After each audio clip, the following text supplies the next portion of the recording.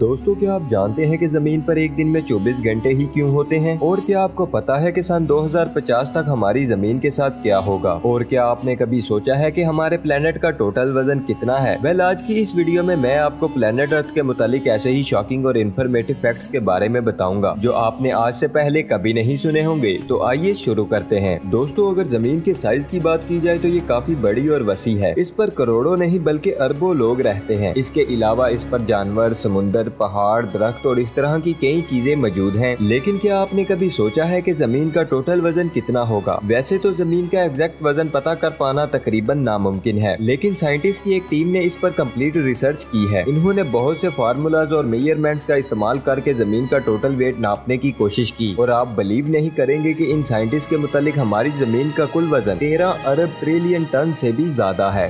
ये वजन इतना ज्यादा है कि मैं और आप लोग इससे इमेजिन भी नहीं कर सकते। और 13 अरब ट्रिलियन में आखिर कितने जीरो आते हैं, इन्हें भी गिन पाना बहुत ही मुश्किल है। अगर आप में से किसी को मालूम है कि 13 ट्रिलियन में कितने जीरो आते हैं तो कमेंट करके हमारे साथ भी जरूर शेयर कीजिएगा। दोस्तों, ये बात तो हम सब जानते हैं कि एक दिन में 24 घंटे होते हैं और 24 घंटे गुजारने के बाद एक नया दिन शुरू हो जाता है। लेकिन क्या आप जानते हैं कि दिन हमेशा से 24 घंटे का नहीं था? जी हाँ, आज से कई हजार साल पहले एक दिन में 21 घंटे ही हुआ करते थे। लेकिन फिर हमारी जमीन में तब्दीलियां आने की वजह से दिन आहिस्ता आहिस्ता बढ़ते गए और अब एक दिन 24 घंटे का होता है। लेकिन अगर जमीन में आने वाली तब्दीलियों की बात की जाए तो इनमें मेन रीजन जल्जले और इरप्शन वगैरह होती हैं। असल में जमीन क्योंकि एक फ्लो में गर्दिश कर रही है और अगर किसी जगह पर जल्जला आता है तो इसका फ्लो टूट जाता है और जब ये फ्लो टूटता है तो जमीन की स्पीड कम हो जाती है, जिससे वो सूरज के गिर्द अपना चक्कर मुकम्मल करने में देर लगा देती है और इससे टाइम ऑटोमेटिकली बढ़ जाता है। आपको ये जानकर हैरानगी होगी कि जमीन की स्पीड हर साल 1.7 मिली सेकेंड कम हो जाती है और साइंसदानों का कहना है कि एक दिन ऐसा आएगा कि जमीन हरकत करना बंद कर देगी और शायद ये वही वक्त होगा कि सूरज मगरिब से ताल्लुब होगा। दोस्तों, हम सब बचपन से ही सुनते आ रहे हैं कि दरख्त हमारी जमीन का सबसे अहम हिस्सा है। ये ऑक्सीजन प्रोवाइड करते हैं जो इंसानी जिंदगी के लिए बहुत ही जरूरी है। इसलिए हर कोई ये कहता है कि जमीन पर ज्यादा से ज्यादा दरख्त और पौधे लगाने चाहिए। इवन के ये भी कहा जाता है कि अगर जमीन से दरख्त खत्म हो जाए तो इंसान का जिंदा रहना इम्पॉसिबल हो जाएगा। लेकिन आपको आज ये जानकर बहुत ही हैरानगी होगी कि ये बात कम्प्लीटली रॉन्ग है। इस बात में कोई शक नहीं है कि दरख्त हमें ऑक्सीजन प्रोवाइड करते हैं, लेकिन ये सिर्फ हमें 100 में से 28% ऑक्सीजन ही देते हैं। इसके अलावा दुनिया में 72% ऑक्सीजन हमें समुंदर से मिलती है। और इससे भी इंटरेस्टिंग बात यह है कि ये दरख्त जो हमें 28% ऑक्सीजन देते हैं, इस ऑक्सीजन का 22% हिस्सा अमेज़न के जंगलों से जनरेट होता है। इसका मतलब ये है कि अमेज़न के जंगलों के अलावा दुनिया भर में जितने भी दरख्त मौजूद हैं वो सारे मिलकर हमें 6% ऑक्सीजन प्रोवाइड करते हैं। दोस्तों, अगर सूरज की बात की जाए तो हम इसे हर रोज देखते हैं। देखने में तो ये बिल्कुल छोटा सा लगता है, लेकिन ये बात हम सब जानते हैं कि ये जमीन से काफी ज्यादा फासले पर है, इसलिए इसका साइज छोटा लगता है और हकीकत में ये जमीन से बहुत ही बड़ा है। लेकिन क्या आपको पता है कि सूरज हमारी जमीन से कितना बड़ा है और जमीन से इसका फासला कितना है? साइंटिस्ट के मुताबिक सूरज का डायामीटर जमीन के डायामीटर से 109 गुना बड़ा है। जी हाँ, आप लोग यकीन नहीं करेंगे कि ये इतना बड़ा है कि हमारी जमीन जैसी 13 लाख प्लैनेट्स इसके अंदर फिट आ सकते हैं। इसके अलावा अगर जमीन से सूरज के डिस्टेंस की बात की जाए तो सूरज हमारी जमीन से ऑलमोस्ट 15 करोड़ किलोमीटर दूर है। एक और शॉकिंग फैक्ट ये भी है कि साइंटिस्ट का कहना है कि अगर सूरज एक दिन भी जमीन पर अपनी शवाएं ना भेजे तो देखते ही देखते जमीन पर मौजूद हर चीज ठंड की वजह से फ्रीज होना शुरू हो जाएगी और कोई भी इंसान जिंदा नहीं बच पाएगा। सूरज अल्लाह ताला की सबसे बड़ी नेमतों में से एक है। दोस्तों, आप सब ने तो ग्लोबल वार्मिंग के बारे में सुना होगा। ये असल में एक मौसमियाती तब्दीली है जिसमें जमीन का टेम्परेचर आहिस्ता आहिस्ता बढ़ता जा रहा है। लेकिन क्या आप जानते हैं कि ग्लोबल वार्मिंग बढ़ने से हमारी जमीन के साथ क्या होगा?